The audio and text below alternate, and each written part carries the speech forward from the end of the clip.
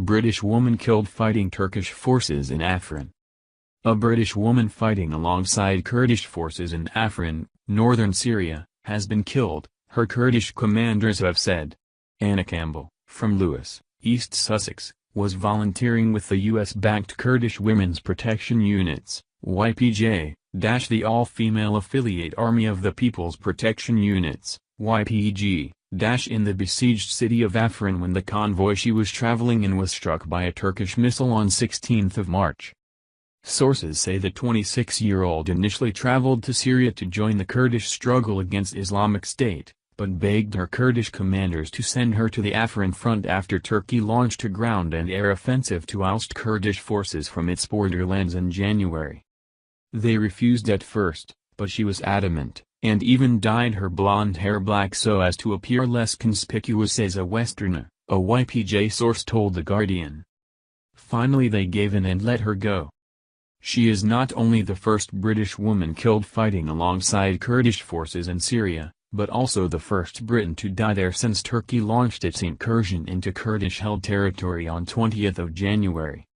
In a statement to The Guardian on Sunday, YPJ commander and spokesperson Nesrin Abdullah said, "Campbell's martyrdom is a great loss to us because with her international soul, her revolutionary spirit, which demonstrated the power of women, she expressed her will in all her actions. On behalf of the Women's Defense Units YPJ, we express our deepest condolences to her family and we promise to follow the path she took up. We will represent her and the entirety of our struggles." Her father, Dirk Campbell, described her as a beautiful and loving daughter who would go to any lengths to create the world that she believed in. Anna was very idealistic, very serious, very wholehearted and wanted to create a better world. She wasn't fighting when she died, she was engaged in a defensive action against the Turkish incursion. In recent months Turkey has shifted its focus from fighting ISIS in Syria to preventing the YPG from establishing a foothold along its border, arguing that the YPG is linked to its own insurgent group, the Kurdistan Workers' Party, PKK. The US, EU and Britain, however, do not consider the YPG a terrorist group, which it has supported in its fight against ISIS since 2014. Dirk Campbell said his daughter had dedicated her life to the fight against unjust power and privilege. He said she was a committed human rights and environmental campaigner who would put herself on the line for what she believed in. "It seems a small thing, but I remember when she was 11, she protected a bumblebee from being tormented by other kids at school," he recalled. "She did it with such strength of will that they ridiculed her. But she didn't care.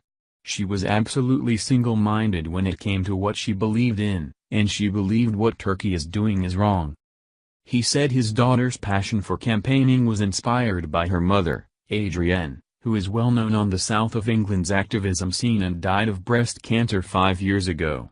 "Anna was a credit to her mum, my wife, and was carrying on a lot of the kind of work that she was doing," he added. Campbell told her father of her plans to travel to northern Syria last May after she heard about the grassroots feminist and socialist revolution that has swept Rojava, the semi-autonomous Kurdish region of northern Syria and heartland of the YPG/J, and inspire the Kurds' fight against ISIS. "I didn't try to stop her," Mr. Campbell said. "Because I knew, once she had decided to do something, she was unstoppable. That's why she went to Rojava, to help build a world of equality and democracy where everyone has a right to representation. When she told me she was going I joked, 'It's been nice knowing you.' I just knew it might be the last time I'd see her." Upon arrival in Rojava, Campbell completed the YPJ's mandatory month-long military training course, in which new recruits learn basic Kurdish, weaponry and battlefield tactics on top of a crash course in the egalitarian and feminist ideology of the YPG/J, and was assigned to an infantry division, comprising a mix of Kurdish and international fighters.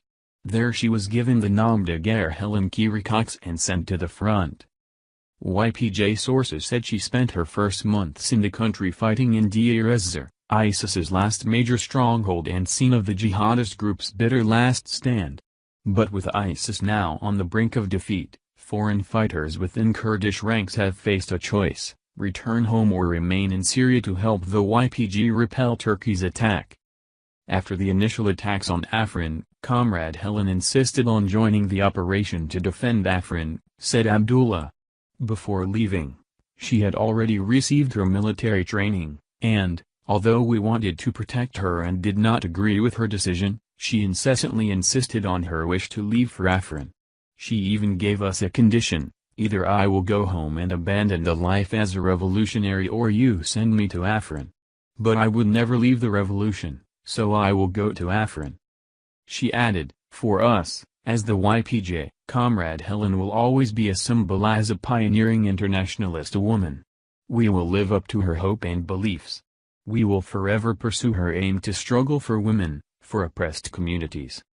Mark Campbell, activist and co-chair of the Kurdistan Solidarity Campaign, added, Anna, by all accounts, was taken deep into the heart of the Kurdish people as she stood side by side with them in their darkest hour.